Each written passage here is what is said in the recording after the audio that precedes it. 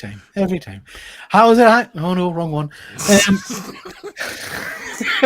We did well to start with. How are you, James? How are you? Are you well? I'm feeling great, man. I'm in a very celebratory mood. Because it's nice when you're right about something, when you theorize something and people say this is a bit of a long shot, and it's just happened. Like if this feels momentous. Like this really genuinely, this feels like the biggest news we've ever covered on this thing. And the biggest news we've ever covered. I would probably say that. It's a momentous occasion. Hang on. We haven't even. We'll get the point. I'm going to have a beer. And I'm going to celebrate this moment. Unbearable. I messaged you today, didn't I? And I said you're going to be unbearable tonight, and I knew it was coming. I put because there was a bit of news first, and then the second big news came. But the first bit of news, I put it in our little doc, and I put in brackets next to it. Shut up! It's important. And then now it's just taken over the show. It's just huge. Okay. Abuse. So I'm very good anyway. So thank you for asking. Cheers. Can I ask how I am? No, I don't care. Fuck you. Anyway, we've got Fuzzy of the Dunlop. Hey. I was just saying I fancy some Scream news. Guess what? More Scream news. Yeah, absolutely. It's a good day, man. It's a good day. We're gonna get to it. What about Fuzzy? We've got Fuzzy watching, which is lovely. Just the one viewer, because the other one's me. Fuzzy, what do you think? What do you think of our new banner? Do you like our new banner? Do you like that? Is it sexy? We're really bouging it up for you. Nice. Bouging it, yeah. Just got some branding. We're getting our keywords and our algorithm, search engine optimization in check. So, Peter, thank you, Fuzzy. Appreciate that. Anyway, shall we crack on and get it let's over? Let's do it. And we're not rushing off this topic, Pete. This could go for 10, 15 minutes of talk over this. There they go. Wow, this is lots. So this broke first. Roman Bridger is going to be appearing in Scream 7. Now, if you're unfamiliar, Roman Bridger is the killer in Scream 3. He is Sidney's long lost brother. He was like the director of the film that they're kind of making in that movie. The only sole Ghostface to ever appear. He's shot in the head. He's dead. 100% he's dead. So it's announced that Scott Foley, I believe is the actor's name, is coming back. What do you think of this? I mean, did you hear this first before? Yeah. Okay. I've got my finger on the pulse, James. I'm presuming this is going to be in some kind of flashback scene or something like that, because he was there's no getting away from him. He is dead. Do you know what I mean? He was shot in the head. Yeah. I have a theory. And the more I've thought about it, the more I'm like, I think I might just give a spoiler warning, because I think straight up this is what it's going to be. Because there's multiple options. He's dead or he's not. So this news dropped during the day, and so it's like, oh, this character. Maybe this character is actually alive. Unlikely, but possible. Maybe it's a flashback, maybe it's something else. But then the next bit of news dropped, and this is right as I was going to bed, so I was up for another hour, just gushing about this. You want to move on to the next slide? Yes, please. Yes, yeah. Okay, it's a Scream, baby. Matthew Lillard, Stu Macher is returning for Scream 7. This is something people wanted for a long time. Now we had a video, I think, when we were talking about the Scream 7 troubles, when Melissa Barrera left and or was let go, about what they could do to win back fans, and we directly, both of us said, bring back Matthew Lillard. Nev Campbell's coming back. This is the time to do it. People have theorized that Stu is alive, have wanted him to come back as Ghostface. Because James, just remind us, because obviously you are a Scream massive fan. Years since I've watched the first one. He gets stabbed, doesn't he? Multiple times. Yeah. Yeah, but we don't. Well, I guess what I'm getting at is we've seen in the last Scream movie the unrealistic use of stabbing. People were getting stabbed left, right, and center, and getting lately, especially. Yeah. So in theory, I can understand him potentially surviving. He also gets a television pushed onto his head and gets electrocuted. So it's a pretty. And we even said at the time, him being alive is it's silly, but I think people would be willing to let that go. Just for the sake of having him back. I'm getting a bit woozy here. Yeah, it's a great line. So what's your theory now of this? What does this mean? I really don't. I'm hoping beyond hope we're not going to jump the fence here and we're going to get the Scream franchise going a bit silly and doing some kind of time twist. Do you know what I mean? Doesn't go to sci-fi territory and bring them back that way. Efren's mentioned twins there. I'm not sure people would swallow that either. I think Stu, it's been that long and people don't really care. No, I mean, people don't really care about how he died. Do you know what I mean? Oh, yeah, absolutely. I think for him to come back, I don't think anybody's going to be like, oh, no, he can't back. Okay. You can talk that away, I think. Yeah. The other guy, again, from memory, was shot in the head. So straight point blank, Dewey shot him in the head, in the square in the forehead. How you get around that? The only thing I can think, and it's a bit kind of Bobby Ewan in the shower kind of silliness, I suppose, wasn't that guy some kind of movie producer and he was into Scream? Yeah, so that's interesting. He fakes his death earlier in the film. Well, that's what I'm thinking. They find his body.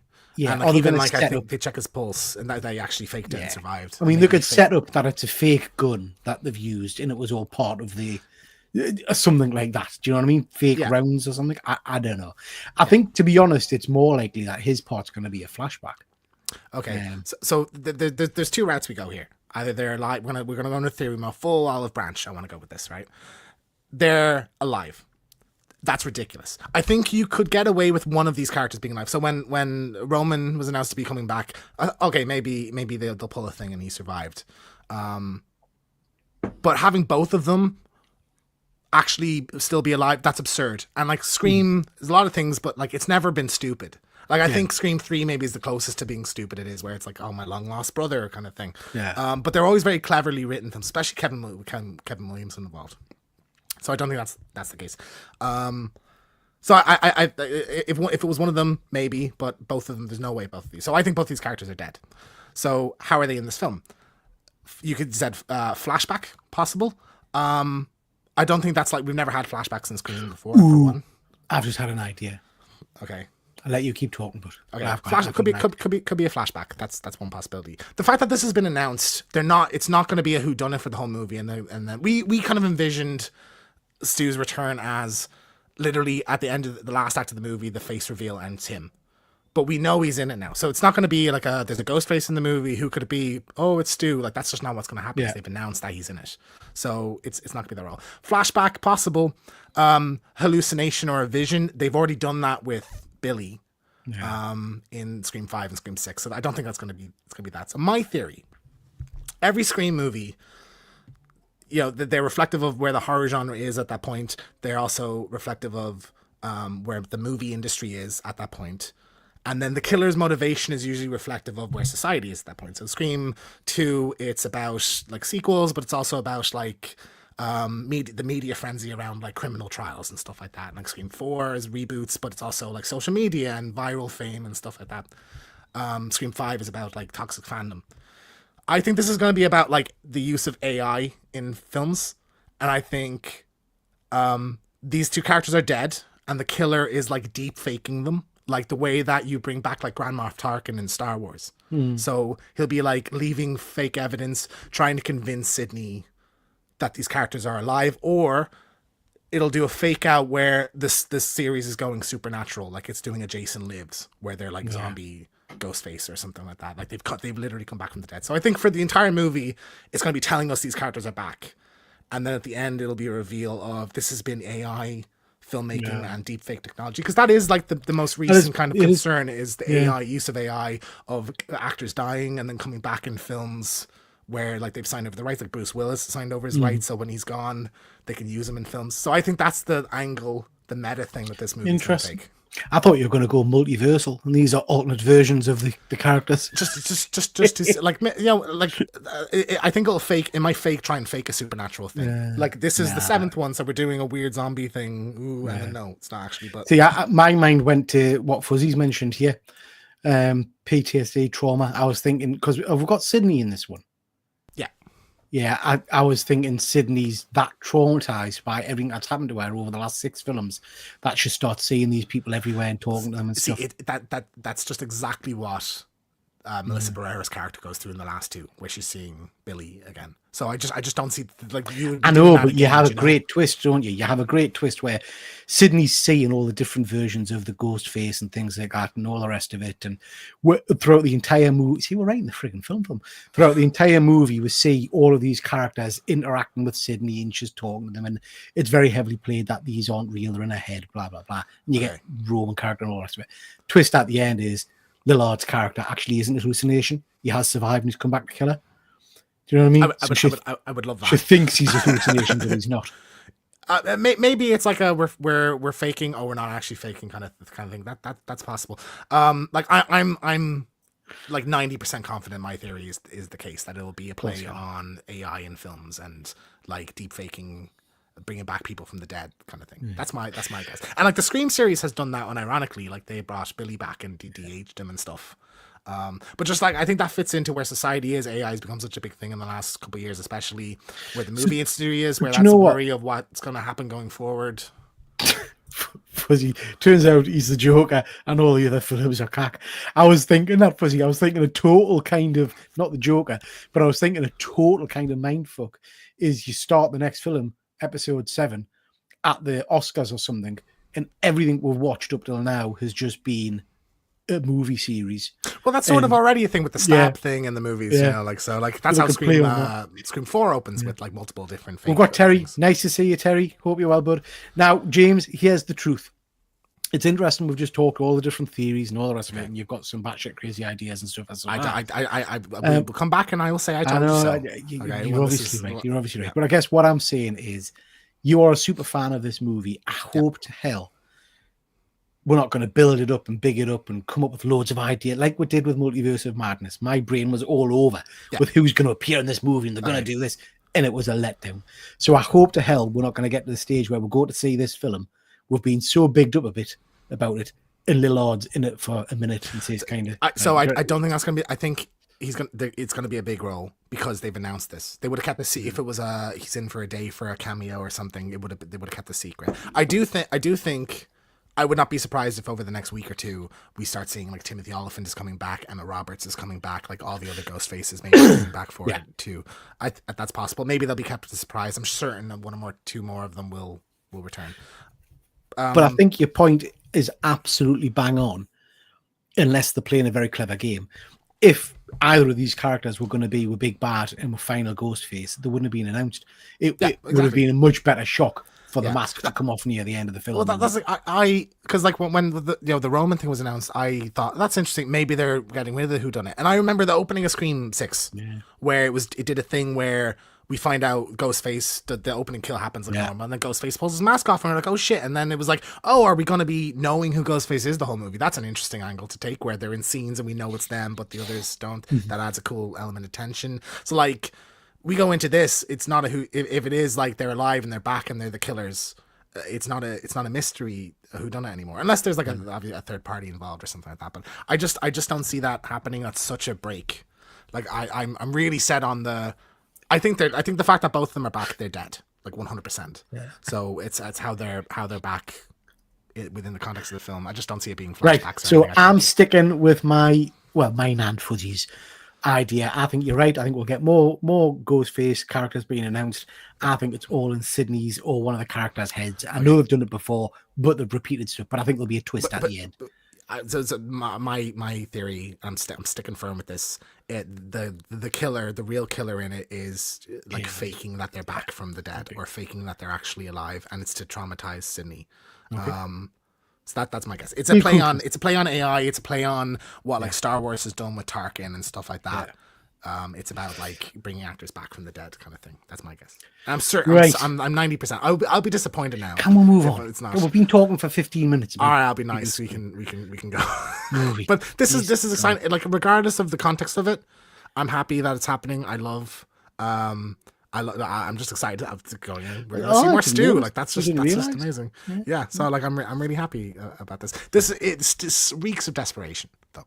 Like this is clearly we did a boo boo with Melissa Barrera. Let's win some fans back. And you know what, James, I'm moving on. We'll Okay. move on. We'll move on. Okay. Oh, fucking scary movie. Scary Movie 6 has a logo and a release date, so it's coming out on the 12th of June 2026. So you know what? You the way this works, ladies and gentlemen, is James normally sends me a list of topics he wants to talk about tonight. And me, like the good little monkey I am, I go away and I kind of work behind the scenes and pull the slides together. Yep. You sent me saying Scream 6 has got a logo. Oh, interesting. Is that it? Is that the logo? Yeah. Logo and release. Well, the release date's the important one. It's out next year. I mean, it's not exactly an exciting logo. Do you know what I mean? It's the logo of the movie. We're getting Ghostface, like the fake Ghostface in this. I'm excited. I've got no interest in this film. Do you know what? This could be dog shit, and probably will be dog shit. So I'm excited, but not that excited. But yeah, I don't think I've watched any of the Scary Movie films. One is great. 2 is decent. The rest of them are shit. Yeah. So that's my. Yeah. This is interesting. Very exciting. So the Barbarian director, whose name I'm going to get out, and then we'll be touching on one of his films that's out in the cinemas right now. Later on, Zach Cregger. So I both of us, I think, would argue Barbarian is one of the most surprising, Barbarian. Fantastic horror movies of the last few years. If you haven't seen Barbarian, ladies and gentlemen, go in. Don't look up anything. Don't watch anything. Just go and watch it. It's really good. And I think that's the appeal of his movies. Like his new one, I think, is very much like that as well. The less you know, the better. So he's doing a reboot of the Resident Evil film series. So they've kind of talked a little bit about it. It's going to be much closer to the games. We had like a reboot a couple of years ago. It was it had a decent cast, but it was very like low budget. CG was crap. It was like it felt like a direct to DVD kind of thing. Welcome to Raccoon City. So I like the idea of like a bit of a bigger budget, a visionary behind it. I'm not gonna lie. I am excited about this because I like him as a director, and I do like the Resident Evil games. But I feel like I'm a bit Resident Evil'd out in terms of movies, and I'm completely lost off because there's all of those ones with that lady in it. I can't remember what she's called. Jovovich. Yeah, there's all of them, 19 of them or something. Yeah. And then there was an animated one I watched, and then I watched a reboot one, and then I watched something else. And it's like, it doesn't feel anymore like there's any cohesive control over the franchise and the universe. It's just spitting out shite all over the place. Fair. But I just think no movie has nailed it. Like Resident Evil was so good. Yeah. And no movie has really gotten it right. So I'm so confident in this. This is going to be the one. This is going to be great. I'm certain of it. You're very positive tonight, James. You are very positive. Great director. Every director can fuck up. The best director can fuck up. But great track record. I think could do something really cool. If you're sticking close to the games. Like on paper, Welcome to Raccoon City should have been that. But it just wasn't. So I think we're going to get a very solid cast. He's very good at casting. It's going to have a good bit of humor. It's going to have some like really good gore in it. Like it's going to look very nice. So like yeah, I'm stoked about this. I think this is a great choice. Good stuff. This a tidbit I thought was interesting. Sorry, PlayStation Productions is producing this, which is interesting because they don't own Resident Evil. So that company is now branching out of just Sony properties and they're working into others. So I thought that was just an interesting tidbit. Fuzzy's got it in for you tonight, James. Great, you surprised me. He's very positive tonight, Fuzzy. He's a positive chap. Fuzzy's saying, I watched Night Bitch today. Not that exciting. Her performance was good, but it's a one and done. Not worth another view. It's the Amy Adams one, isn't it? Yeah. And Buddy Jeff talks about it a lot. Yeah. Terry is saying, is that the American date for... so yeah, it is. July, I believe. 12th of July. Fuzzy, you couldn't pay me to watch another Resident Evil film. Yeah, I don't know. I like the universe. I just, like I say... This is probably, well, most likely I would imagine, just going to be a complete reboot. So we can watch this without any of the previous baggage. Make it scary, cool action. You know, this will be good. All those ones with that woman in, what you call her? Mila Jovovich. Yeah, that's the one. They're easy popcorn films. Do you know what I mean? I couldn't tell you what happens in each one. They're so far removed. Oh yeah, from what Resident Evil is, that just annoys me. Like the sci-fi kind of twist. Like that character's not in the games, so like you have these like iconic characters are just sort of sidelined for the director's wife. Yeah. You know, I just think that's kind of shit. And like his movies have an ick to them, I think as well. Do you know, an ick? Yeah, they're just so like over like over CG'd and over. Yeah, they are very CG heavy. It's Yeah, just they like, are very CG heavy. they just don't look good, you know. So. You remind me of the Babe. Power of the Babe. I'm excited about this. Oh, the Babe with the power, what power? Robert Eggers has announced that his next film. No, it's not his next film. His film after. We'll talk about his next film in a minute. He's directing a sequel to Labyrinth. This is a very Robert Eggers. If you don't know, he did The Witch. He did the most recent Nosferatu film. He also did The Lighthouse. Did The Northman. This is a very odd combo, but I dig it. This could be really good. I was going to say, is it though? Because in reality, I mean, The Labyrinth, one of my favorite. I say this, The Labyrinth movie in my head is one of my favorite movies. It's probably, I watched it with my kids when they were younger. It's probably 10 years since I've watched it, so I don't know how it's aged and things like that. But if you take away some of the fun elements of it, the songs and all that kind of stuff, this is a really horrific story about Goblin Prince stealing babies and stuff. Yes. So you could flip this and make this sequel much darker, much more horror-based, really, I guess. Whether that appeals to the original audience, I don't know. But it's interesting, like you say, that this director's doing it, because that, to me, says this is going to be a more dark, menacing version of the story. Like, Labyrinth is a kid, so I remember being horrified. Like, and it's such a banal thing, but like being horrified at the idea of like you fall into this pit of eternal stench and you just stink forever. And like that's really horrible. Oh, thanks, I appreciate that. So like I think Robert Eggers is a freakishness is like his thing. So I think you could do freakish shit and not necessarily make it violent or make it like gross, shocking. This will be. Kids don't care about Labyrinth. This is gonna be for, I don't think it's gonna be like 18s or super bloody or anything like that. But I think this will be like a 12s to 15s. Yeah, like more adult. I like that it's a sequel rather than a remake or a reboot. Yeah, it's just a shame we can't get David Bowie back for a less than version of the thing. I can't remember what happens to him at the end of the movie though. Well, I mean, you can't get him back because he's dead. Well, you think always get him back somehow. But like, do you think we'll have like obviously we'll have like a new Goblin King or something like that? Yeah, I assume so. There's gonna be like a Bill Skarsgård or something. Who's the main lady in it again? Is it Jennifer Connelly? Yes. I can't do what she in lately. I don't know if she reprised her role in some way. I'm sure she would. She's still around. She's still doing stuff. She's in the new Top Gun, wasn't she? Top Gun Maverick. Is she? Yeah. I think she came back for that. Yeah. Like Robert Eggers also like recast a lot of the same actors. So I'm sure Willem Dafoe will certainly be in this. Like, he'll probably voice one of the little weird goblin things or something. Maybe get a Robert Pattinson or one of the Skarsgårds. I think this is cool. I have a lot of nostalgia for Labyrinth. So like I'm musical excited as well. He's going to be doing a musical. That's interesting. I'm excited for this, and I'm hoping to stick with the original theme of it and use as much puppetry instead of CGI as part. I didn't put the slide in, but one of the things I did see just before we went live, James, I was reading something about the new Gremlins movie, which I don't think we've got a slide on. Okay. And they've come out and said that the director said that it's going to be pretty much all puppetry. If it's not broken, don't fix it. So they're sticking with puppets. They're not using CGI for Gremlins. Yeah. Robert Eggers is a man of style.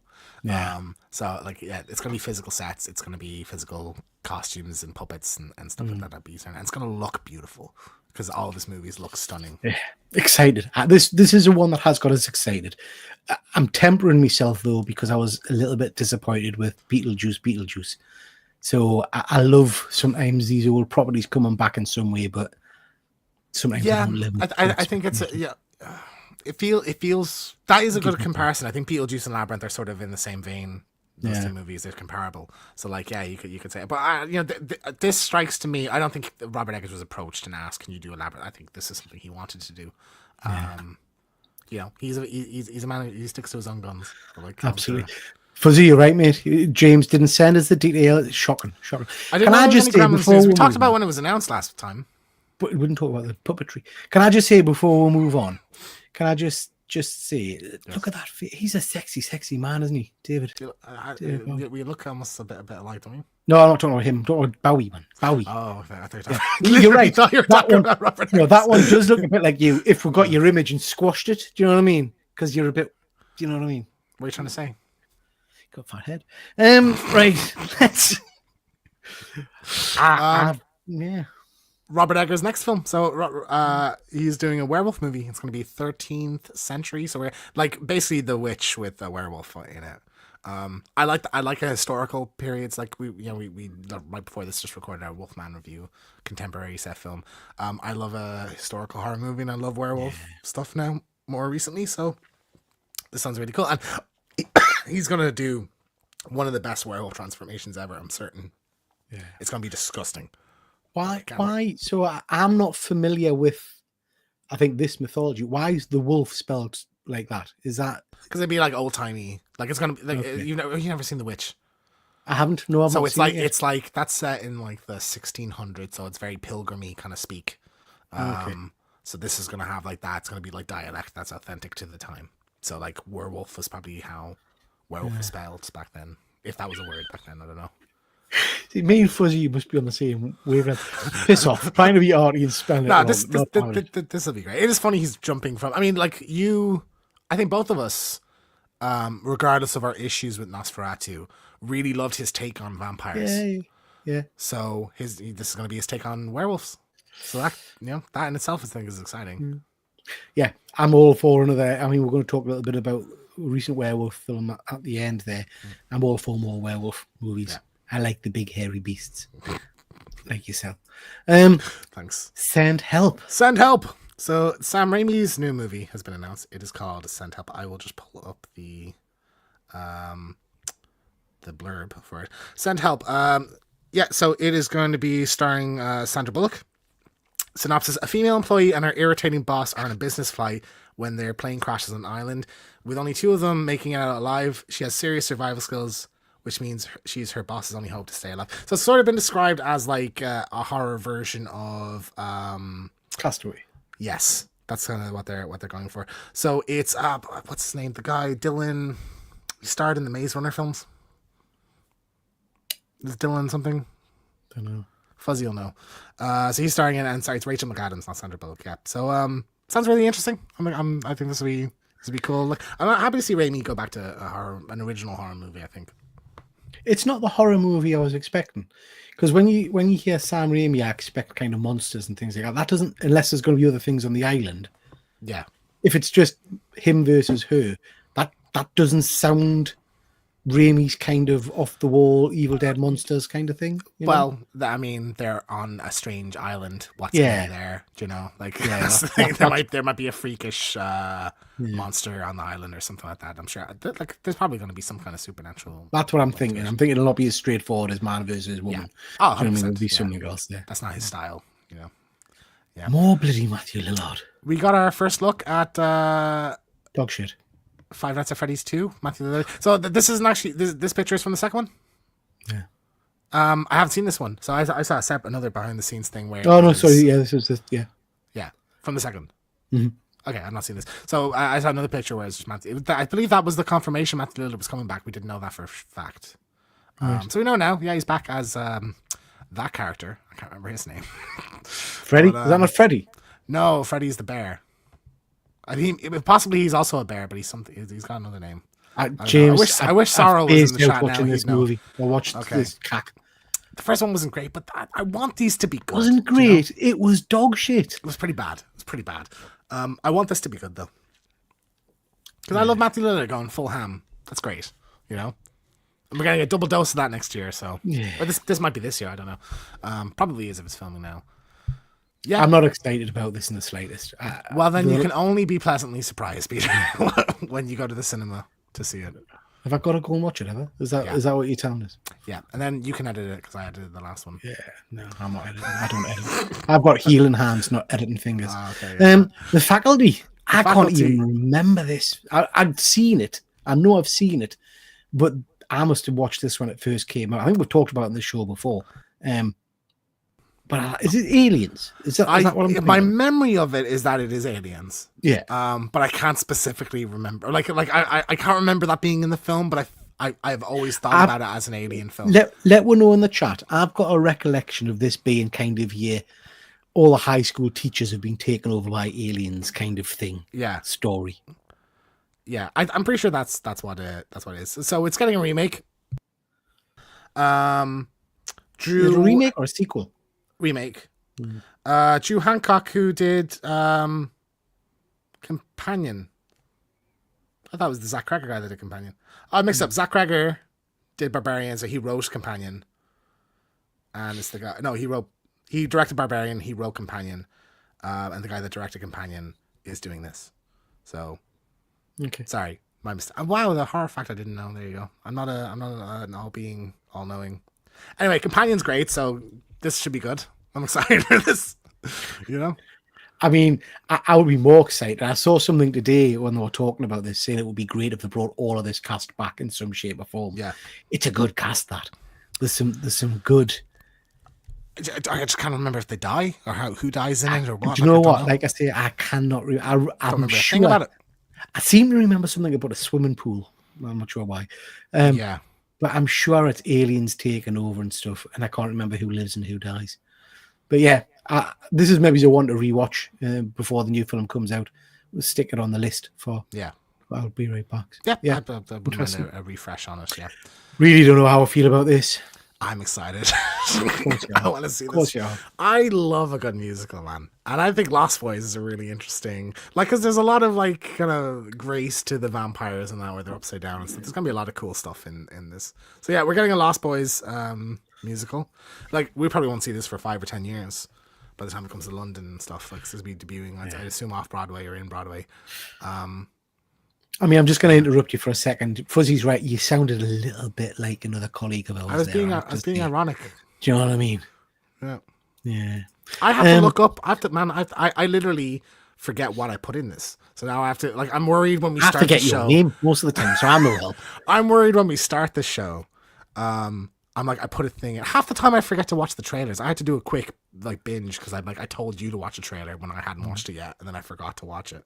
So, like, trust me, there's not a cocky bone in my body. Let's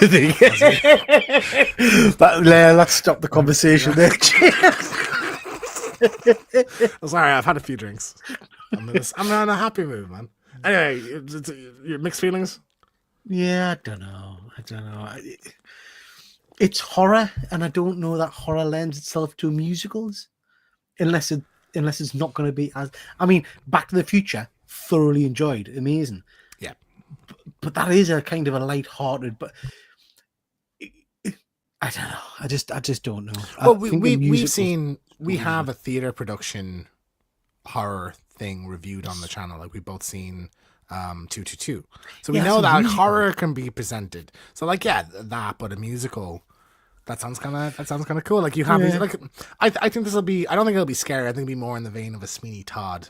Yeah, you have these kind of big epic kind of things. Tim Capello will be clapping his hands, won't he? You think he's being in this? Do you know what I mean?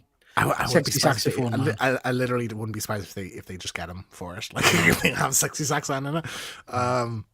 You know, I'm excited to hear what the songs are going to be and to check it out. Tell you what, we need to get ourselves another theatre trip down London, because I'm kicking myself now. I've seen some more reviews of the Stranger Things theatre production.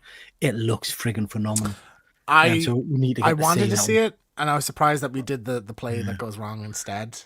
So why are we seeing this when we see Stranger Things? But I love the play that goes wrong, so I would like to go back down and do that. Maybe when there's one that will tie it in with, like, a Comic-Con or something. Fuzzy, this could go tits up though. Yeah, I think so, Fuzzy. Maybe like there was a Spider-Man musical, so the wiring in that fucked up. So maybe it will be. Why can't they leave great films alone? So many. They're doing this with loads of films, and I think the Beetlejuice musical. What I've seen of that, and, like, I love the songs and that's great. But Beetlejuice is not a good example, James. This is my point. Why? Beetlejuice is whimsical and silly and fun. Okay. I don't think of any of that when I think of Lost Boys. You know, I've never seen Heathers. I don't know. This will be interesting, I guess. We'll just have to wait. Heathers is about a fucking school shooter. And that's a musical, you know? Nice. Or, like, what about like Dear Evan Hansen? It has a serious tone, doesn't it? Yeah. We'll see. Speaking of Stranger Things. Yes. We got a teaser poster for Stranger Things season 5. Now, is this tying into a plot that it's like the teasers, as you can see, 11, like, a missing poster for her. Is this a continuation of a plot that, because I just recently binged through Stranger Things, but I can't remember where, like, in terms of public knowledge of 11 was left off. Is like she missing to the police by the end of that? I don't show. think so. I don't know. I don't think so. She was arrested for bashing your one with the skateboard, not skateboard, the skates. Yes. And she was in the facility, and then she escaped the facility. So that's the last the police would know of her, or the government or anything, isn't it? Yeah. And she goes straight into like saving them. I don't know. It's I don't know. My miserable brain thinks that the actress who plays her is very pricey. She's probably one of the biggest of the cast now, I think. So I wonder if it's a kind of a way of not being in as much of the series as perhaps the one to be. Stranger Things is Netflix's most successful series, and she's one of the most popular characters in it. You could argue almost the main character of it. So I would doubt that that's the case. Maybe to save money on an episode. Yeah. Possibly. You can call that number as well, and there is a message on it. I've heard. That's cool. But it is like Hopper's not the sheriff anymore in the town in Hawkins. So I mean, it ended with the kind of the upside down, literally coming into our world. So that is true. It's like the apocalypse nearly in Hawkins, isn't it? So yeah.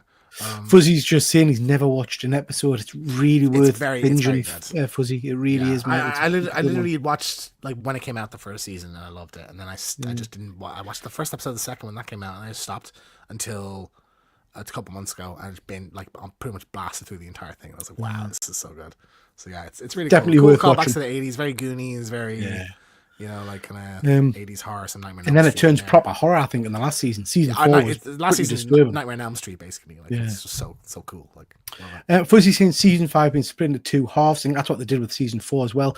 I did read something today saying that they've said that each episode is like a full movie. It's 2 to 2.5 hours or something. Yeah, but it's got that much kind of impact, and it's like they've got a whole host of individual movies.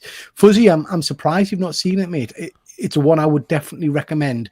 You're sitting and binging at some point. I'd love to know your thoughts on it, because it just, for me, it gets better and better and better. 100%, yeah. And then we've got this. We've got with first clips or first scenes from Killer Prom. Yeah, so this is the new Fear Street movie. Yeah. Looking at it, killer, slasher. They're going for a slasher thing. I think both of us were kind of expecting this to be like a Carrie kind of. A Carrie adjacent film in the way that the others are, like Nightmare on Elm Street or Friday the 13th and Scream and like The Witch.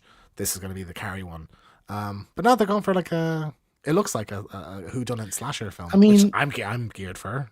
Deadly, Yeah, it's an interesting costume choice. The kind of the red, very I know what you did last summer kind of thing. Yeah. My first thought as soon as I saw the kind of the book open kind of thing is it's going to be one of the.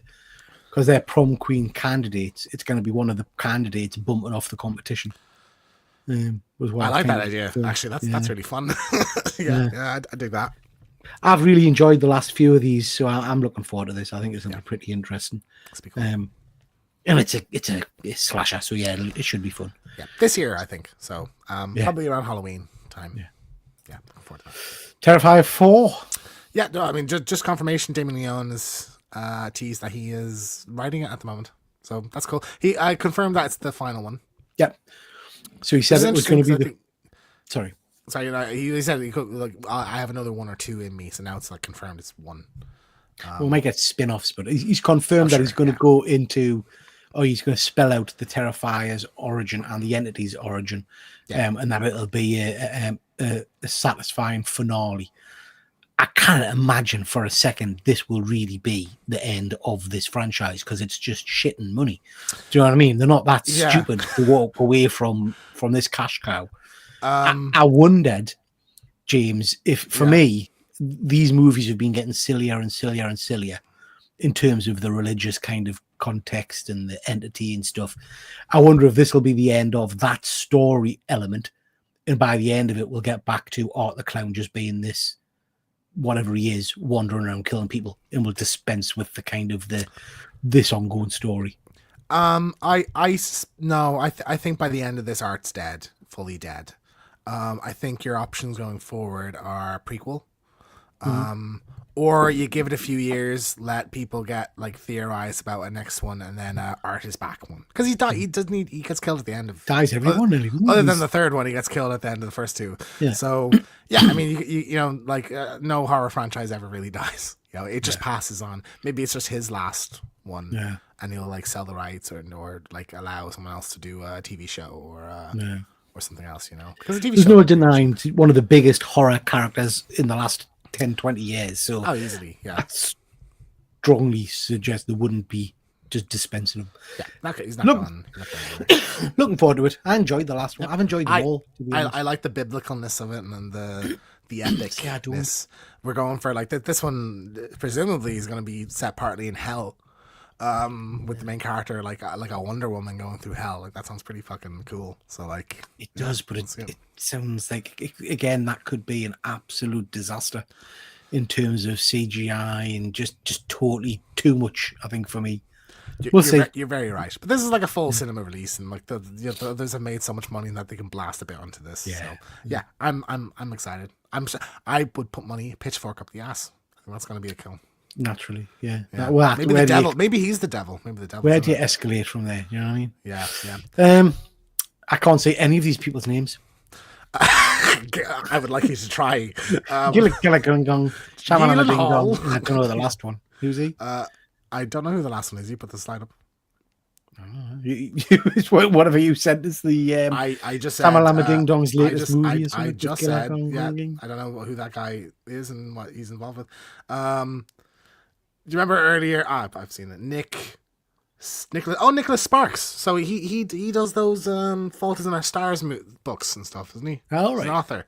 So he's like a kind of teen drama kind of author. So this is like going to be a multimedia project. So Jake Gyllenhaal's starring and Shyamalan's directing, and there's going to be a book written by Nicholas Spark at the same time. I'm not sure if it's an adaptation or it'll be a tie-in or something like that. But I believe they talked a little bit about... So I'll just read the deadline thing. M. Night Shyamalan looks to have his sights set on his next mysterious project and looks to have found some high-profile talent to collaborate with. Sources tell Deadline Jake Gyllenhaal is set to star in M. Night Shyamalan's upcoming film, a supernatural romantic thriller based on an original story co-created by Shyamalan and global best-selling novelist Nicholas Sparks. Shyamalan and Sparks are independently writing the screenplay and a novel, respectively based on the same original love story. A supernatural romantic thriller. That sounds kind of cool. Nah. Do you find like his movies have any like tension in them? Shamalama Ding Donged out, I think. You know what? He's there's no denying the guy is very clever and he writes some great films. And but for me, they've always been incredibly hitty missy. But I feel like there's more miss than hit these days, and it's not always just down to the writing. Well, no, it is. I mean, he's got fantastic acting talent. I know we disagree on Trap. I love Trap. But you know, the dialogue is awful. Absolutely awful. He's got great ideas. I think he should write his ideas down and then hand it over to somebody else for them to script it and come up with a decent movie. Well, that's the interesting thing is like, it did say independently written. So they've both basically collaborated on a blurb of a story. And he's doing a movie, and Nicholas Sparks is separately doing a novel of that story. So, like, is Nicholas Sparks helping with the dialogue in the movie, or is there any back and forth on that, or is it literally they've done this part together and then they go their separate ways? Maybe it's some kind of weird experiment. I will agree, his movies have a hook to them. The dialogue's not great. I didn't see not Cabin in the Woods. Knock at the Cabin. Knock at the door. I didn't mind see that one. I really loved Old, and I really love Trap. So like, for me, he's more. So for me, it's interesting. So for me, Old, the Knock on the Cabin in the Woods door thing, whatever, was good, and it didn't have a massive twist at the end. It was just an interesting story. With I heard the twist is that there is no twist. Yeah, there's some great acting and some great dialogue in that one. Actually, Old and Trap for me have got exactly the same issue. They've got an interesting story. Mm-hmm. They've got a stellar cast because it's the guy from Werewolf by Night that's in Old. Yep. And on each occasion, I hated the leads in it, and because I just thought the dialogue was so bad, it made what should be phenomenal acting talent just come across as shite. I don't know. I know you. I feel differently but I don't necessarily disagree with what you're saying. I just don't care as much. I think is kind of where I'm at with that. It doesn't bother me. Yeah, if you've been discovered, you've been discovered. Got me. Caught. So yeah, it'll be interesting. I don't know how I feel about a romantic comedy from them, but we'll see. I wonder if his daughter's going to be in it. Yeah, because she was a big part of the last one, wasn't she? Yeah. Is that on the right? Is that an official poster? Yes. Yeah. When was that revealed? It was on bloody Disgusting, whatever you call it today, I think, or something. Oh shit! I haven't seen that. Yeah. Oh fuck! So we're actually like what I was thinking was just the logo. So Final Destination Bloodlines, new Final Destination movie. I have to ingest this now. This new poster from Towers Fall, Fate's Call. So what's the disaster then? A build? Are we going 9/11 with it? I don't know. I mean that Bloodlines, the one in the center there, doesn't give anything away at all, does it? From Towers Fall, maybe, or a bridge or something like that. They did a bridge already. Did they? Which one was the bridge one? The last one. 6 was like a suspension bridge. Oh, right. As the opening accident. So. Sorry, just reading that. I feel Emma Roberts is coming back too. She has not posted on Instagram since December. The last time she went silent was when she was filming American Horror Story 12. As rumors say she dyed her hair dark. For Scream. Emma Roberts coming back. Yeah, I'd be certain of it. Timothy Olyphant, probably. Laurie Metcalf.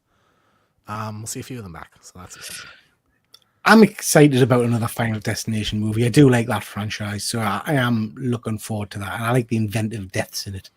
Yeah. So yeah, they're a wild ride, you know. Yeah. I'm just happy. It was one I remember like they were coming out at one point, every couple of years. So I remember just being a cinema thing. Oh, the new one's out, yay! You know, like so. It's I remember watching one. So they've been going for years. I remember watching one where there's a trampoline scene, or not trampoline, like a gymnastics scene.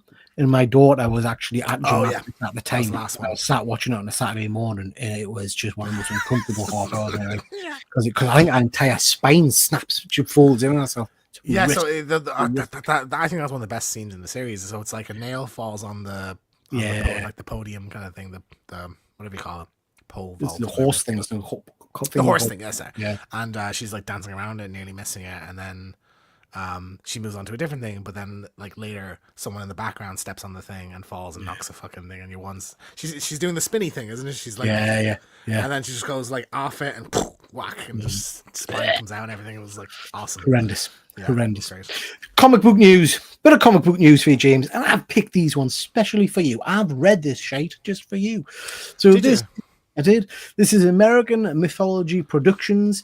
They do a lot of movie-based, interesting comics. They did have a series out a little while ago, but this is a new one-shot. They call it Valentine Bluffs. I don't know why they call it Valentine's Bluffs Massacre.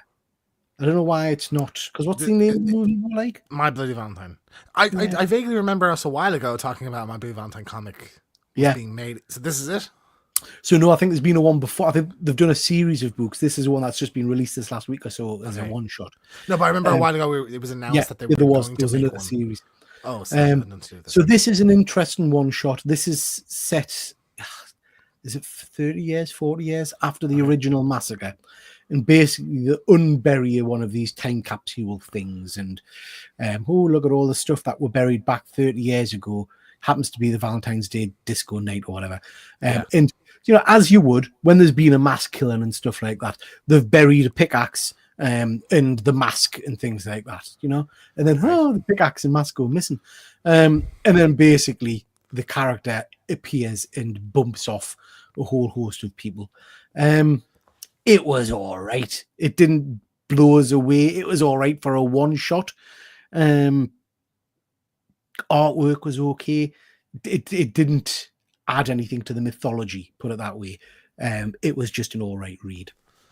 Yeah, a big fan of My Bloody Valentine as a franchise, but if it's just a knockoff thing, I'm just like Yeah. So the next one was even interesting. By the same publisher, American Mythology. This is Silent Night, Deadly Night versus blue Valentine Well, Bluffs. but that's interesting itself because Silent Night Deadly Night, that's official. Yeah. So it's an official thing versus the knockoff thing. Yeah. Oh, Sort I of wanted strange, sorry, just to go back. I wanted to go back. This is throughout the entire book. Koopa. I can't. Was that a thing from the film? Koopa. It would be that. Oh, that's what it's trying to the voice. The You thought he was like Koopa. I was like, I didn't know what the hell it is. It looks weird. So yeah, Silent Night, Deadly Night versus Valentine Bluffs Massacre. Yeah. This was friggin' weird as well. So this is basically. I love a bit of Billy though. Yeah, is it Billy? This is It's supposed to be Billy. Yeah. Exactly.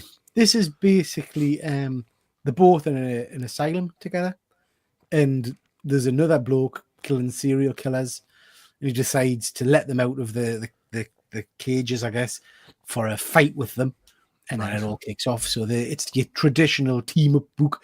They fight each other for a bit, and then they turn on the other guy, and there's a confrontation at the end. Right. I enjoyed this one more than the last one.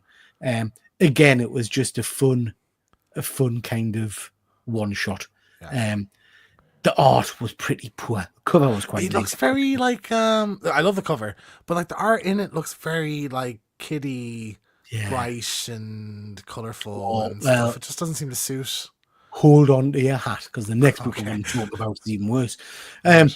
So yeah, this was all right. I read it because I know you're a fan of this franchise. I'll not rush back to read anymore. American Mythology. Is this new? Yeah, this was out this week. Right. American Mythology Products do a lot of books like this. Now, they mustn't have the franchise to Silent Night, Deadly Night because on the first page, there's a big blurb thanking, can't remember who, but thanking someone for letting us play in your universe using Silent Night, Deadly Night characters. So there's been some agreements. It was all right. Now, another big franchise, and I have to say a massive thank you to Fuzzy of the Dunlop because he sent us this book. This is Return of the Living Dead. He sent us it because it's got a Mark Spears cover. Absolutely love Mark Spears' work. The comic was very strange. Like Invader Zim. Plants vs. Zombies kind of Grim weird Fandango. I have to say it was not necessarily my kind of book. The cover was stunning. And that's why I've got it. That's why Fuzzy sent it to us for the amazing Mark Spears work. Certainly not a book I would continue to read. It was just, I don't know. But it's interesting because the way when I was reading it as well, basically the concept is they're stuck on this, I think it's an island where there's a fairground and stuff like that. And there's some weird power source to power all the rides, which has got some monster trapped inside it. The monster gets out and then infects people and then the zombies or whatever that are. I've got to say, I've got no reference point. I don't think I've watched Return of the Living Dead. I probably have years ago. I don't know if this is just in that universe or if this is what the story of that film is. Or they all blend together. I really just like, I know Night of the Living Dead because it's black and white and Dawn of the Dead because it's in the shopping center in the mall. Yeah, and I've seen them remake the rest of them are all one thing. Like I can't even remember which one of them has a smart one. I don't remember which one that is. Okay, I have no idea.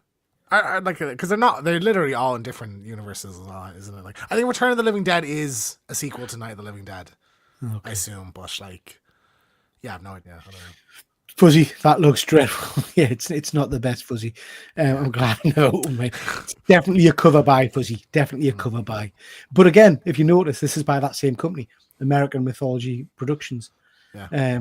So they seem to be getting a lot of big horror movie titles, you know. Terry, I read Silent Night, Deadly Night 4-issue miniseries, which took nearly a year to come out. Which I hadn't bothered. That's a shame. Yeah. It looks like the absolute Martian Manhunter art will be better. Yeah. Now, let's move on to something much, much better. Something that is sexy, and I loved. Spoilers ahead for In Bloom #2. So In Bloom, James, is a book. I think I've talked about issue 1 on here a little while ago. I'm just giving people time to stick their fingers in the ears and cover their eyes if they don't want to say a bit of a spoiler from that book. But it's by, my brain's just gone blank. Guy I got a sketch cover from. I think you got a sketch from him as well. I thought John Peterson. Yeah, John Pearson. Pearson. Sorry, yeah. Pearson. Yeah. John Pearson does the art for it. Yeah. Did your Dracula and my Dracula, yeah, that's Ash. right. Yeah. Great series. Issue 1 was great. Set in the future where people are basically what they call blooming, which is basically and this is in reality, really, your body's got all kinds of bugs and funguses living on it naturally. And in this book, those bugs and things infest you and you start growing, for example, I don't know, mushrooms out the side of your head, if you're lucky. Or you'll grow plants coming out your back and things like that. And those people are kind of, it's formed a class system between bloomers and non-bloomers. And it's becoming a really interesting thing. So this second issue is out, and the main character's wife blooms. So that's why I'm pausing, just so people don't see it. But the blooming effect is phenomenal. So her face opens like a flower, and she's like, "It's beautiful, isn't it? It's lush." And it's just horrific. The artwork in this book and the story is just knocking my socks off. Yeah. I think this is going to be one of my. I'm hoping it doesn't drop the ball. I think it's going to be one of my favorite little reads for a while. I love John's art. So I will actually. This is one I've kept an eye. You post this stuff and he's posted stuff constantly about it. So I'm like, I might check this one. I want to check this one out. So great story. Really, that image is stunning though, I think. Yeah. In the panels above it, you see her face opening like a flower opens. You know, it's just. Yeah. Fuzzy's a big fan of this as well, isn't he? I think he's read issue 1. Yeah. I know he enjoyed it. I don't know if he's read issue 2 yet. Right. Very cool series. Very cool series. Yeah. Bit of toy news. Fuzzy just seems got some great stuff on his website. Yeah, he's a very talented guy, Fuzzy. Very talented guy. I have to say, I'm going to be really honest here. I love his work. His commission that he did for me, and I know he did one for James as well, probably is the most expensive commission I got done. Yeah. So he's not cheap in terms of his work. You know, I think in some cases you're paying for a name. Like I walked past and I was like, this guy specializes in horror stuff, and I have my Ash one is the horror one. I want the best one. Like, I wouldn't. You know, it was very different to the other. Every commission was vastly different. So I was like, it's hard to gauge how much something is worth. You could hand someone one who does some stuff for 25 quid, 40 quid, and it looks amazing, and someone who does stuff for 100, 200, 300, and it looks okay, but it's just like they're a big artist, and that's what they're willing to do for that much money. So it's kind of hard to gauge, you know. Fuzzy saying his copy came yesterday, cracking issue. Fuzzy, I'm just my old brain. I'm just thinking, I did send you the book I got signed from him, didn't I? Just confirm that I did definitely send. If I remember correctly, you did. Well, I know I got it, and I know I showed it off on screen one day, but my frigging brain, I can't remember if I actually put it in the post or not. Yeah. And Fuzzy's such a lovely, polite guy. He wouldn't remind us if I didn't send it. Oh, he was showing your commission off on Threads the other day, Pete. Oh, very cool. Very cool. Doesn't care about mine. No. Oh, good. I did. That's all right, Fuzzy. Bit of toy news. This interested us because I'd not seen these before. So this is on Kickstarter. You get some amazing stuff on Kickstarter. But I hadn't heard of these. So these are Toy DNA, is the group that's made them. They made a series. This is wave 1 of the Cursed Dead 1 in 12th scale action horror figures. It's fully funded, so these are being made. You get 5 what the class is basic figures, which are like the pumpkin head and all that. These are all reinterpretations of famous horror creatures, monsters, and things like that. You've got a pumpkin head, you've got a fly, you've got a vampire at the bottom there, all that kind of stuff. So 5 basic figures, which go for $40 each. And then there's 4 deluxe figures, which are bigger and bulkier and got more accessories and things like that. And they were $85 each. Pretty pricey. I guess it's in line with some of the work that those figures that Luke and Sorrel talk about, the 4 Horsemen talk about a lot. I was thinking Mezco because it's like a cloth goods in the 1 scale, so that's where I was kind of thinking. Yeah, I mean they looked pretty cool. I thought they jumped out at me. So just a little bit of news about them. Quite interesting figures. That's still live on Kickstarter if anybody's interested on jumping on. This is Texas Chainsaw Massacre. This is not a re-release. It's a complete redesign of their Texas figure. Yeah. You get a whole host of stuff with them, as you see. Get the different masks and the chainsaws and stuff. This is by Macher. About 35 quid for this one. They're bringing it out to celebrate the 50th anniversary of Texas Chainsaw. Can you believe 50 years? You know what? I watched Texas Chainsaw Massacre, the original, for the first time, Halloween Gone. And yes, I do believe it was 50 years. To be honest, it's a slow, basic movie, you know. So like, yeah, I believe it. It's it's got its iconic moments, and I think at the time, obviously, groundbreaking. See, I think for me, I've never watched the entire film. I've seen bits of it. Yeah. I suspect strongly this for me would be a similar experience to go and watching that one we saw, Love of Horror, Devil's Rejects, or whatever you call it. Was it Devil's Rejects? Yeah. Live show. I thought it was okay. You hated it. Shit. I think parts of it were shit. I thought the second half was shit. Yeah. God. Yeah, I really didn't. It's got cult classic status, but I don't know. Probably not for me. Sorry, not Devil's Rejects. House of a Thousand Corpses. House of a Thousand Corpses. Devil's Rejects is the sequel. Yeah. No, I think that this isn't like. It's not super gory. It's not really bloody like at all. It's more like you don't see anyone get hit with a chainsaw or anything like that. It's more the implied stuff, and like I think the most violent it gets is someone gets like put onto a hook thing. But like even like you have in like Silent Dead Night where you see it poke through the skin. It's nothing like that. I was actually really surprised how tame it was. That's probably my biggest surprise. It's also just very slow, and just like there's like I don't know, it was weird. Obviously, worth just saying, Texas Chainsaw Massacre, based on real life serial killer Ed Gein, I think he's called. Gein, yeah. Who's going to be? I say Gene, and some people say I say Gein. I don't know. I'm probably wrong. Yeah. I can't speak. When the Charlie Hunnam thing comes out. So that's going to be based on Monsters, the new season of Monsters. Fuzzy, I have got that book for you. I'm going to send that. Sorry, I got a frog in my throat. I do like the swappable heads and the aprons and stuff like that. Yeah, that's very versatile cool. figure. That is cool. Yeah. Trailers. Trailer time. Wednesday. So this wasn't really a trailer; it was a behind the scenes kind of thing. Yeah, looks cool. We got a few like sneaks of footage from it. So I only watched Wednesday for the first time like a couple months ago. Really enjoyed it. That was really good. It was like CWE, but like on a bigger budget, like a bit like between a CW and a Netflix thing. Yeah. So I thought it was pretty good. I like the use of the license in it. So there's a few cool story out of it. Like we see he's like a werewolf or something in the first season. He's like one of the bad guys. He's like a monster kind of thing. We see him like tied up and her like looking at him. So I'm like, oh, what's going on there? I only vaguely remember how that storyline ends. I just remember she had like a sword fight with somebody in the courtyard or something. Some like the founder of the school brought back to life or something like that.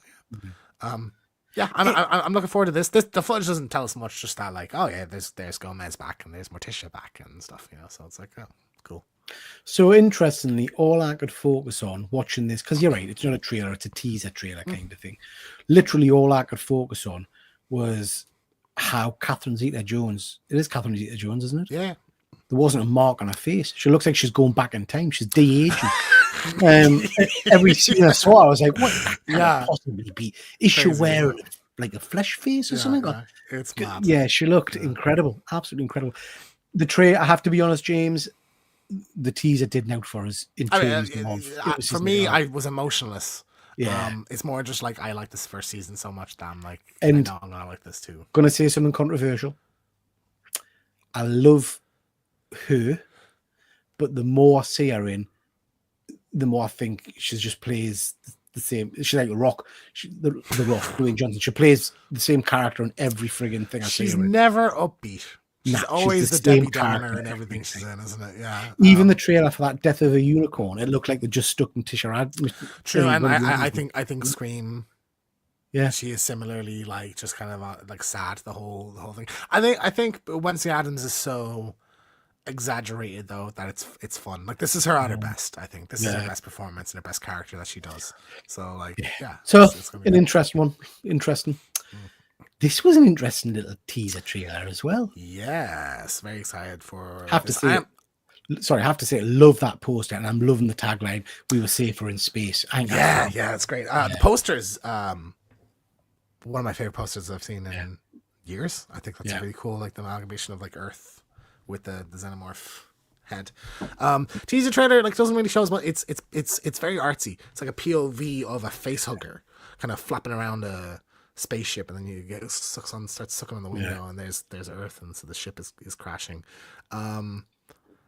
I'm stoked for this. Have you? When, how is this set? Where is it? Do we know? Is it modern Earth or is it? Well, it couldn't be if the fucking spaceship is crashing. Well, no, because it could be an extraterrestrial spaceship. We don't know it's a human spaceship, do we? I would imagine it's a human spaceship. I think xenomorph stuff always looks phallic. Xenomorphs don't have spaceships either. I think you have the it depends, because like it feels like Prometheus is maybe kind of being ignored. Prometheus establishes that these were created in the future, that there's no xenomorphs from like our present day. But then Alien, like if you go to the like Alien versus Predator timeline, that's set on modern day Earth. I'll check right now when it's set, but like I don't know, it's exciting the idea. Like it depends on where the story goes. It's set 2 years before the original film. Okay, so it is set in our future. Yeah. So, like, potentially this will explain why Weyland-Yutani wanted to send them out to find the alien. Interesting. Yeah, I'm looking forward to this. I think this will be cool. Anything with predators and aliens is always going to be good. So yeah, what I really like is that, like, I really loved my favorite element, I would say, of Romulus was seeing like how society is functioning. So like I could imagine this being like almost like a Blade Runner-y looking cities and stuff like that. I think that could be really cool. So a xenomorph or a few xenomorphs running around that. I'm also happy I have an I'll Be Right Back edited, ready to go for when this comes out. Good. Because you recorded one a while back for it, just never came out. For what? For the original Alien. Christ. Okay. I have that edited and everything. That's ready to go. I'll just whack it out when this comes out. Like, happy days. Yeah. Ash. So this is Shudder's new film. Very big budget. Very, very, very sharp looking, I think. So this stars Aiza Gonzalez, who I love. And I think is a super underrated actress. You would recognize her if you have seen the From Dusk Till Dawn TV show. She plays the Salma Hayek character in that. She's just stunning. She was like up for Catwoman and like didn't get it and stuff. She's been in like the Fast and Furious movies. A few other like bit parts here and there as like the sexy femme fatale thing, but she doesn't have many starring roles. Actually, Jeff is gonna love me saying this. She was in Ambu Elians as one of the main characters, and she was great in that. Have you seen that? No, it's a good movie. Michael Bay, but it's good. So I'm happy to see her in a starring role. It's Aaron Paul co-starring in it. The trailer doesn't tell us much really. It's just like a tone piece, I guess. What do you think, Pete? I got very much Event Horizon kind of vibes from it. And by that, what I mean is I didn't have a bloody clue what was going on. It was all over the place. It was jumping to the future. Into the past. There was monsters. There wasn't monster. I don't know. It was a bit of a head batter, the trailer, to be honest. And I'm not into movies where I've got to really sit and think very, very hard these days. So, yeah. Not sure. Efren, did you say Canva edited? I just cancelled my subscription. You better not have, Efren. I hope not, because I use it every day. Literally for everything. I'm not like more or less excited about this. I'm just like, I dig the vibes. I like the spacesuits. I like the look of it. It seems to be an alien kind of monster movie. So I'm like, that sounds cool. So like, I'm sure it has a good track record. I think Violent Nature was great. Yeah. I think Late Night with the Devil was great. So like, yeah, this could be another. I think for me, this trailer just put too much into it, so much that it became a bit of a. What is this? I didn't know what was happening. So I'm not sure. I'll give it a go. Yeah. Obviously, we'll give it a go, but we'll see. We'll see. Cool. What the shit is this? So, this is a horror movie that I watched. I was over in my buddy Jeff's house, and he had this. He's fucking every time we're like, "What are we gonna watch?" He pulls the DVD for this out, and I'm just like, "What the fuck is that? That looks great. I want to watch this." So it's called Final Scream. It had to be changed. The name had to be changed in America to Final Stab. Yeah, because the name and the cover art is a very blatant attempt to confuse people into thinking this is actually a Scream movie. Literally to the point that like the Miramax sued the company that made it to make the name change to Final Stab. So it's a Scream ripoff from 2001. So like a year after Scream 3 came out. So like literally they were just like, let's hope. So it's dog shit. It's like probably one of the worst movies I've ever seen. It's so bad it's not even enjoyable. It's just bad. It's just like bafflingly bad. So I'm trying to think what even is the story? Like there's nobody you recognize in it. It's so low budget. The story is dog shit. The acting is dog shit. It's basically like it's so convoluted. I'm trying to explain it. It's like this rich girl is having like a murder. She's faking like she's having a murder, like a birthday party, but it's actually like a fake murder. Are you drunk? What's happening here? What's going on? It's just so convoluted. But it's not really a birthday party. It's like a fake murder mystery night, and she like wants to do this business venture where people like you hire a bunch of actors and they fake a murder in front of somebody. It's like a prank thing. But I'm there like, how is that a bit like? How would you make money from that? Who's paying all these people if the person that's doing it doesn't know that it's happening? Do you know what I mean? So I was like, it was very weird, and then it turns out in the end that she's the killer, but also the main guy is the killer, but they're not both the killers together. I was going to watch it, but you spoiled it now. You'll forget in 10 seconds what I said. I nearly forgot what was happening in it. Awful, just truly horrendous, like to the point that we have to do this on the channel at some point. Because it was that bad, like there's just a lot to talk about. I bet you, if you was watching, Von Hoot would say, "Oh, I've seen this and it's great." It sounds exactly the kind of shite he would like. Hoot. Maybe he'll show up. We should ask him. We'll ask him. So Terry wouldn't even drop 20 pence on this cack. It's fascinating, but it's just like also it's like it's bloodless. It's bloodless. There's no like everyone is just they get stabbed. And that's it. Like there's no blood. Let's move on from it. Yeah. I'm conscious of the time and my age, so I need coke. World's smallest valley. Oh, I thought that was something else. Get away. So this is Nick Frost's latest movie, which he's written and stars in. I can't remember her name. She's a comedian. Aisling B. I do not like her. I've never liked her. Yeah, she's all right, actually. I just don't like her. I just really, I don't know why. I just find her really. Have you heard of this film? Have you seen it? No, never heard until you, I think, put an Instagram post about it. Never heard of it. I don't know so this is, I can't remember if it's a Sky exclusive or one of these kind of, movie exclusive ones. Sorry? Movie or show? Yes, it's a movie. It's a movie. Yeah.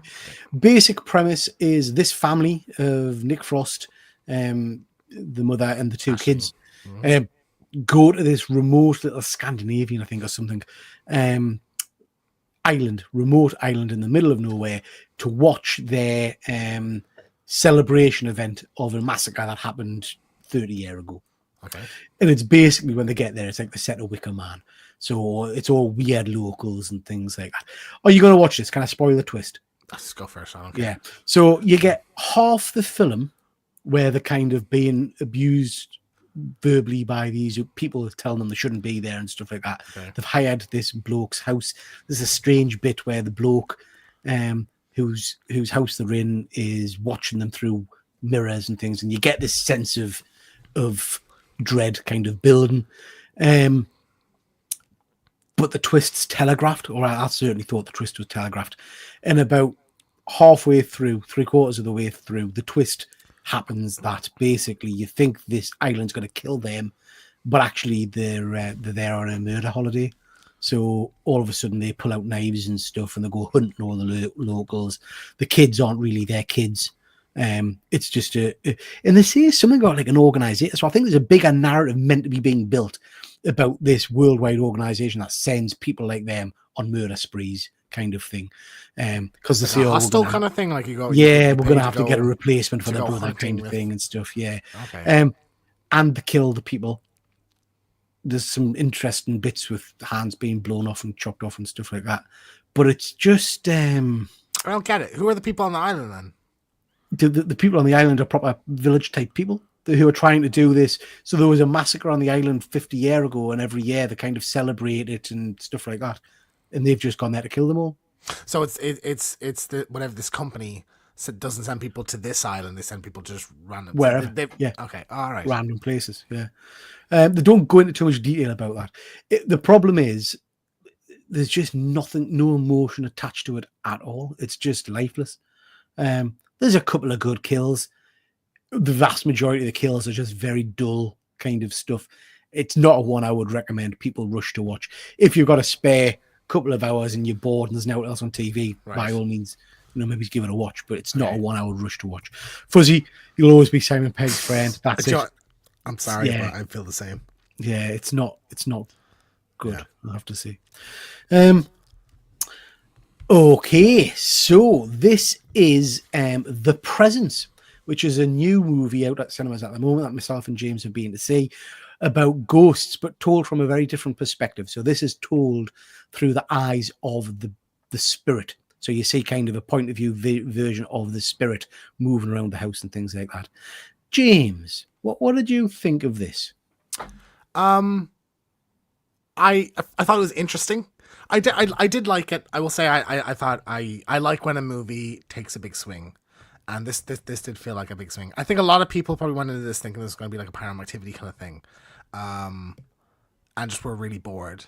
But I just found it interesting. I kind of knew going in this is going to be about like the drama between the family, and that like it wasn't going to be spooky things happen throughout the movie, and then it comes to a big head. Like I wasn't really expecting that. I did think it would like escalate, and it didn't really. The pacing of it felt a bit weird, where like you have a really slow first 10-15 minutes, and then the ghost does a thing, like picks up a thing and moves it, and it's like and that's sort of, and then like the biggest thing it does happens probably 10 minutes after that, and then the rest of the movie it's like not doing much. So I felt that the rules were a bit like hit and miss of what I can do and stuff. And you're seeing that scene where it picks up the thing. I don't know. For me, that felt really weird because it was almost like the old magic tricks where something's attached to a string and it felt wobbly and stuff.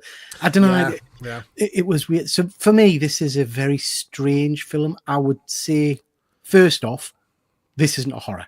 In no way, shape, or form is this a horror. Supernatural drama, I would say. Yeah. The point of view element is interesting, but it gets tired very quickly for me. And you're right. It's more about the drama of the family, I guess. And that didn't really hold my interest. Okay. I found this a slog to watch. Yeah. It was boring. There's a couple of scenes which are of interest, which were okay. And my biggest problem with it, I guess, is that I worked it out very early on. Now, whether that's because I've watched hundreds of this kind of film or what, but there was a line, a very specific line early on where basically someone's in the house and she says, "Ooh, ghosts." I can't remember what she says, but basically ghosts can be from different time points and they don't know why they're here or they don't know. And I thought, yeah, that's you tell them that basically the ghost is one of the people in the house. I thought you were talking about a different twist. All right, what twist is that? So, work that one out as well. Yeah. Work that out, who the murderer is and all the rest of it. So again, telegraphed. Yeah. Okay. So we're doing non-spoilers. Let's do spoilers. So if anyone is interested in seeing this film and doesn't want, just mute us for maybe a minute or two, and we'll move past it. But I there's some interesting parts I want to talk about. So yeah, I felt like it was a bit shallow in terms of like the dynamic of the family. Like it often doesn't answer a lot of things it presents. So like the wife is doing something illegal. And the like husband is like he's bringing a lawyer and saying like, is there any repercussions for me? Like if hypothetically my wife was doing something illegal, so they're on the verge of separating. We don't really know why. We don't know what the illegal thing. It's some kind of finance manipulation, but they never really tells us.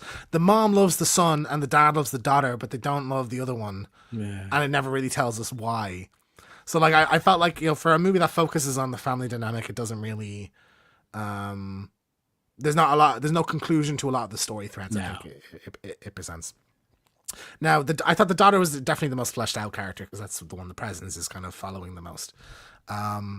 So it's the backstory of her is that her friend has just died from perceivably a drug overdose, and then another girl like that they know also died from a drug overdose. It looks like, and then the brother becomes like best mates with like a popular kid, who starts like sleeping with the sister and stuff.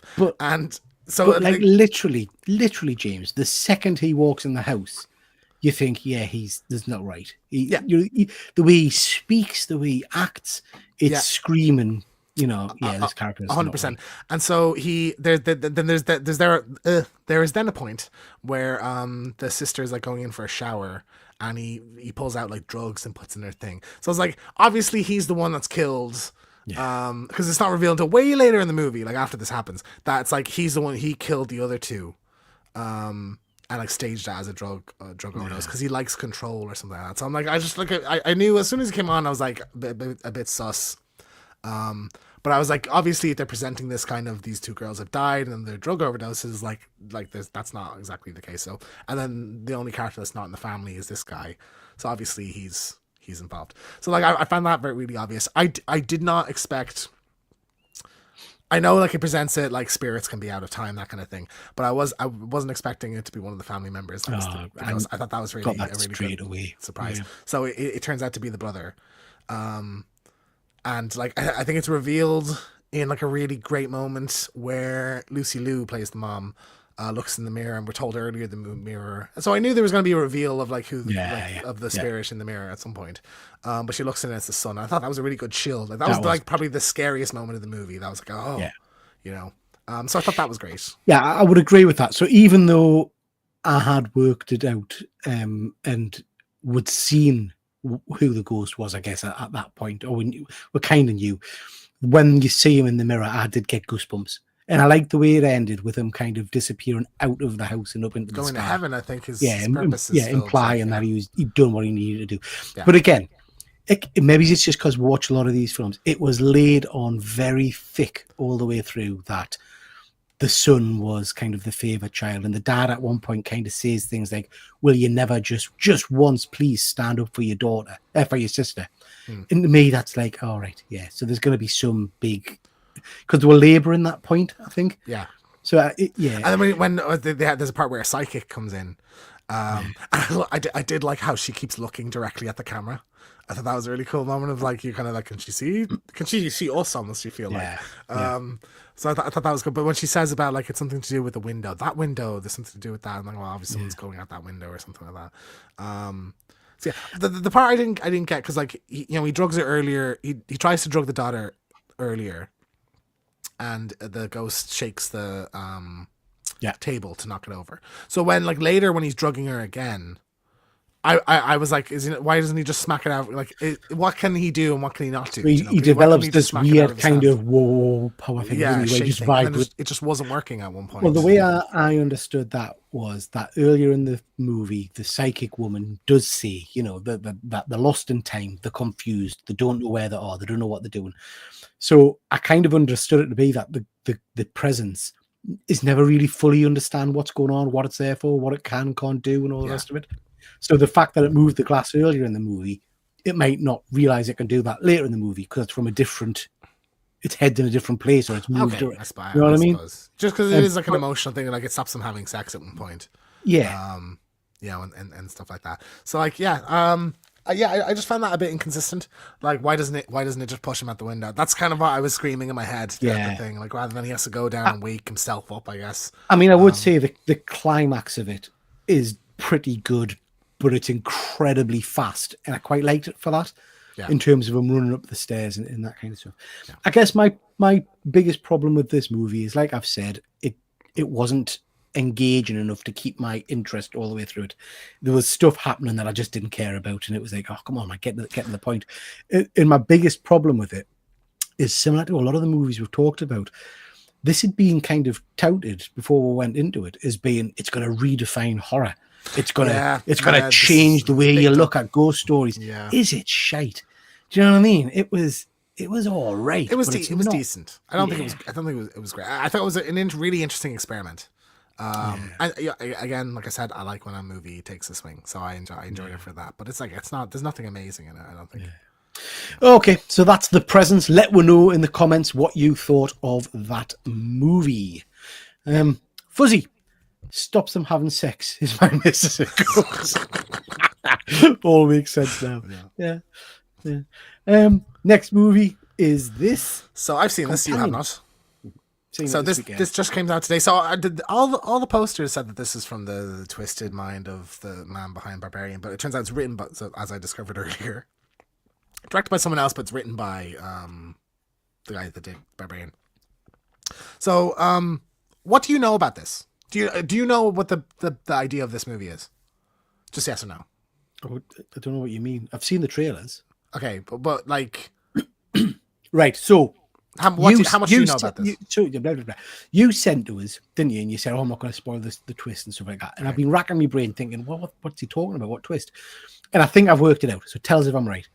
The first trailer we saw of this was very ambiguous, I think, and it looked like a love kind of thing, or it looked like he'd kidnapped someone and all the rest of it and stuff like that. Okay.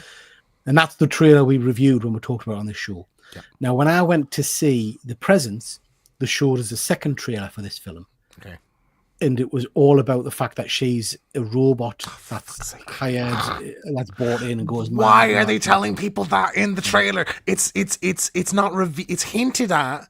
Yeah. Like, so I didn't learn that until, because I hadn't seen that second trailer. I didn't learn that until the day before, where I think I was scrolling through a thing, and just the blurb, I think it was on the cinema website to book the ticket, and the blurb for it came up and it mentioned that. Right. I'm not going to elaborate on it for people who don't know. I think this is like Barbarian. The less you know about this movie, the better. Yeah. But that just frustrates me that I think what would be the biggest twist and the biggest surprise of the movie is in the marketing. So that's frustrating. So like ultimately, it's not really a spoiler because the movie's revealed it. But like if you don't know it going in, the movie's so much better. Yeah. I thought this was amazing. Like really stunning. I think this is the first great, like really great movie of the year.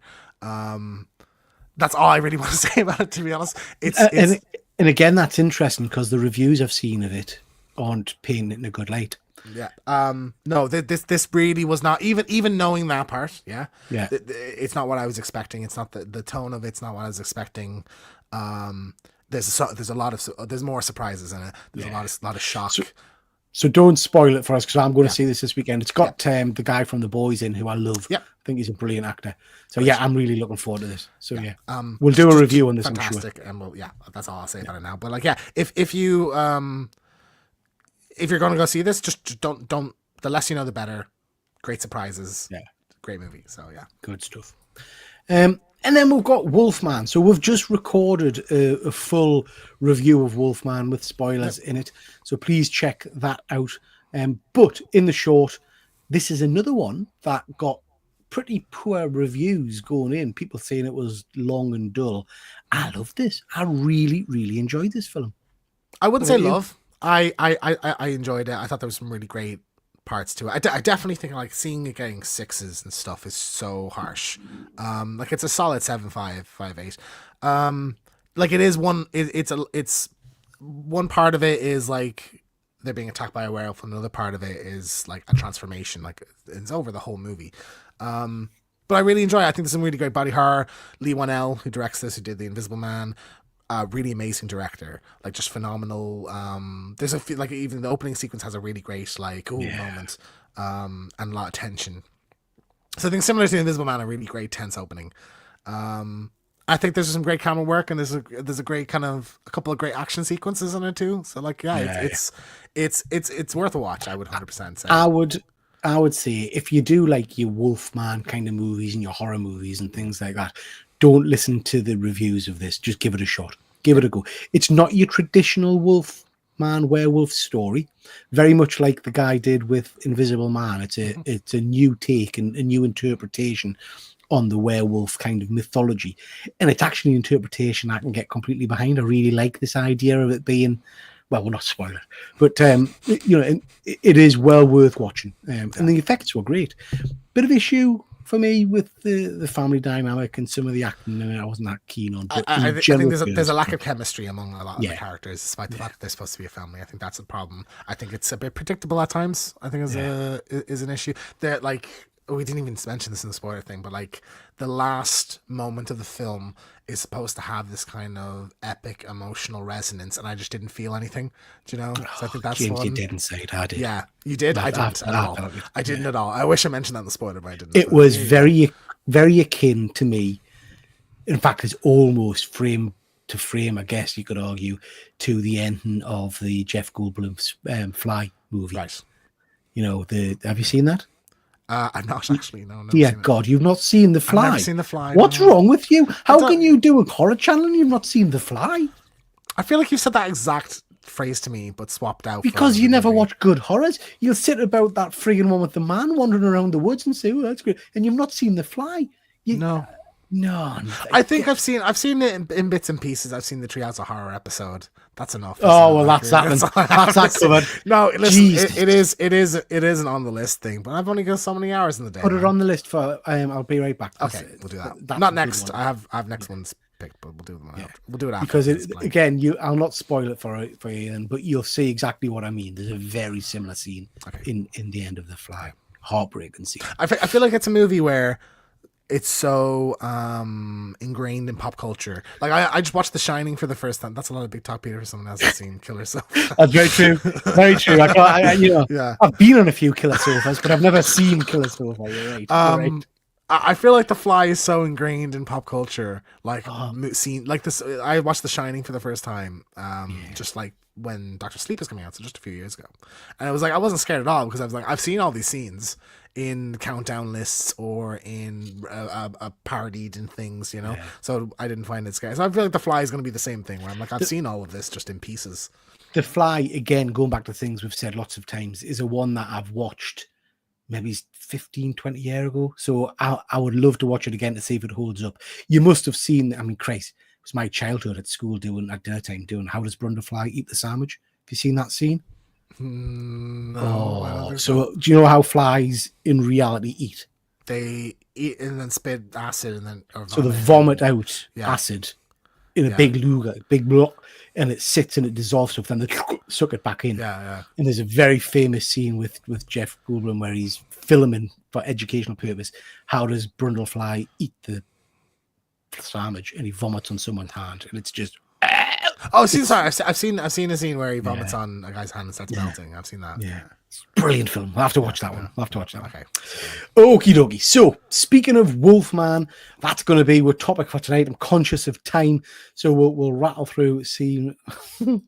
Efren's kicking off.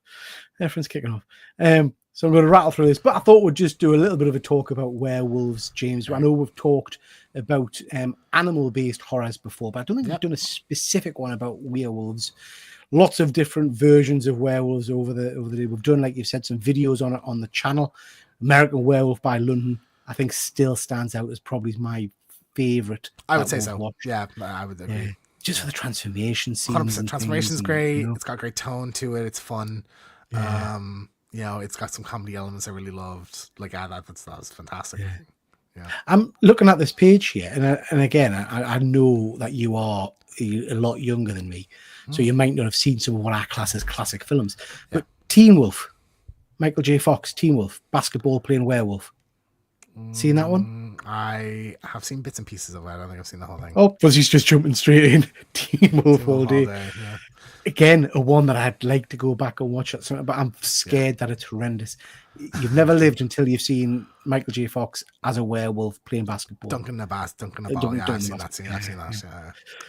So there's been tons and tons of different versions of werewolves on different movies and things like that. We've got 2 slides worth here. Don't want to go into these in all detail. I'm just wondering if any jump out from you. I guess, obviously, for me, American Werewolf, we've talked about. I haven't seen a lot of these, to be honest. But Trick or Treat, that's the one that you introduced us to a little while ago. And I have to say, the werewolf interpretation in that, so spot on. Amazing. Absolutely spot on. Yeah. Are there any of these that you remember or you've seen? That's the one that jumped to me. I'm on record, so I can't just change my mind now. that I have historically never really been big into most of these movies I've never seen. Like werewolf things, just I like them in concept, but I don't watch a lot of werewolf movies. Looking at this as now, I think, and people will not be happy would not be happy with this statement, is that Van Helsing has like one of the best werewolf designs. One of the best werewolf designs. That's the werewolf design I love. Like a big, muscular, top half heavy, like, you know, the neck is so thick it extends into the head, like on hind legs werewolf. That's my favorite look for it. So I really like that one. Because we've talked about Trick or Treat are the only two I've actually seen on this list here. So we've talked about that before, haven't we? About what werewolf were like. Do we like a standard werewolf, a wolf man, or a big wolf? Yeah, and I'm always a wolf man is my favorite. I've definitely seen Underworld. I know I've seen that one. I have seen Underworld as well. I don't think it really made a big impression on us, if I'm being honest. No. Yeah, a lot of those other ones I don't really think I've seen. More on the next slide, I guess. I've definitely seen The Howling. That's again regarded as a classic werewolf. Never seen it. So there's often a big debate about what the better werewolf film from that era is, whether it's American Werewolf in London or if it's The Howling. And they're both very, very popular movies. Dog Soldiers. We've got a slide in a second, but we've got hopefully a video about that coming out soon. Yeah, I'm nearly done. That will be out. It's been a long time coming, but I promise that will be out imminently. So keep your eyes open. The Wolf Man with I can't get his name right either. Benicio. I've seen that one. I like that one. Great werewolf design in that one. Anthony Hopkins is good. Benicio's good. It feels like a Universal Monsters movie. That's what I like about it. Yeah. And I quite like Wolf with Jack Nicholson. I don't know if you've seen that one, but that's a more modern take on a werewolf. I think that literally is an adaptation of Wolfman. Yeah. I have not seen that one. I've seen the image of him as I think you had it a second ago, didn't you? Of him as a werewolf. So that's a good one. Werewolves Within, that's based on a board game. That's supposed to be amazing. And if I remember right, the director of that either did something that came out recently or was announced to be doing something really exciting soon. I'm trying to think now. Can't remember. Oh, he's doing the Until Dawn. No, sorry, he's not doing the Until Dawn. Fuck. I'm going to look it up. Just distract people for a minute because it's going to annoy me. Now, I'm interested. So I've seen An American Werewolf in London. I've seen An American Werewolf in Paris. But there's one there, a werewolf in London. England. I've never seen or heard of that one. Yeah, I've never heard of that. I don't know what that's all about. Yeah. Ginger Snaps is the one that I hear a lot about as well. People saying it's great, but I don't think I've ever seen it. I'm familiar with scenes from. I think I've seen like half of it. Yeah. Sorry, the Werewolves Within guy is doing the Hard Ice movie. Okay. Yeah, the new one. So that's supposed to be amazing. So that's one I've been meaning to watch, like kind of a horror comedy kind of thing, based on a board game. It's interesting. Yeah. And then, like we've said, we've got Teen Wolf there, which is a classic. Yeah. But we have, as we've said, watched Dog Soldiers recently. James's first viewing of Dog Soldiers, and there will be a video coming out about that shortly. One of my favorites. I love the design of the werewolves in that one. I think it's really, really werewolf design is top tier, 100%. Like, big, muscular. Yeah, looks really cool. So just before we go, we've done well tonight, nearly 2 hours. Yeah. Shazni's saying Teen Wolf, the TV show. Now I never really watched that, but my daughter did, and she absolutely loved it. I think I'm right in saying that. Is he called Tyler Christ or something? The guy who plays Superman in Lois and Superman is in that show as well. Tyler Hoechlin. Tyler Hoechlin, yeah. Yeah. I think so. I love him as an actor. Really, really cool. Yeah. I just should have put a slide on about From, because I've watched the last season of From now. I'll do that for the next show because we'll do a review video of that because it's superb. Fuzzy, turns into a werewolf during a school basketball game. So, of course, they just play on until the end of the game. It's the 80s. You know what I mean? It's the 80s. Crack on. You know? There's a werewolf episode in Black Mirror last season. Absolutely weirdest episode to date. That's really interesting. So I do love Black Mirror. And it's normally... Do you watch Black Mirror, James? I've seen a handful of episodes, sporadically. I've not watched it full through. See, typical anthology, there's hit and miss episodes, but majority of them are good ones. I saw one with Wyatt Russell where he was it was like everyone was an actor or something like that, and they were like chasing that kind of. I can't remember. Maybe it was like a live video game kind of thing or something like that. And then I played the game, the Netflix Choose Your Adventure one. Yeah, That yeah, was really yeah. interesting That's as an well. interesting. Yeah, yeah. The episode SM's referencing there is interesting for me in that, like I say, all of Black Mirror, or the majority of Black Mirror episodes, are based on technology. But this episode, I know which one she's referring to. It just takes an absolute left field halfway through, and it's a traditional horror, proper werewolf, which doesn't link to Black Mirror's technology kind of based episodes, really. So you're right, SM. When I watched that episode, it blew my socks off because it was totally unexpected. It's a really good episode, well worth watching. Okie dokie, we're getting near the end, Mr. Keegan. Is there anything coming up on the show you want to talk about? Yeah, we have what do we have coming up? So we'll have our spoiler review for The Wolfman up in the next few days. We also have I promise it's nearly done. I ran into like multiple technical difficulties and also I just had a busy schedule. So like we recorded a month ago or something like that. But Dog Soldiers will be up in the next few days, and then there'll be an announcement for what the next I'll Be Right Back will be after that. So I promise we'll get back onto regular scheduling for that. We also will have a spoiler review for Companion. Once Peter gets to see him, we get to record that, so we'll have that in the next few days as well. I'm very excited to talk about it. Very, very topic-worthy film. And I think that's it. That's what we got. That's what we got planned at the moment. So good stuff. That is good stuff. Lots of good stuff coming your way. So thank you very much to everybody that's watched tonight. We really, really do appreciate you all stopping by and spending some time with us. I hope it's been interesting, and we'll see you in 2 weeks' time. Yep. So, James, is there anything you want to add before we go? Well, Peter, it's not Halloween, but I still think everyone's entitled to one good scare.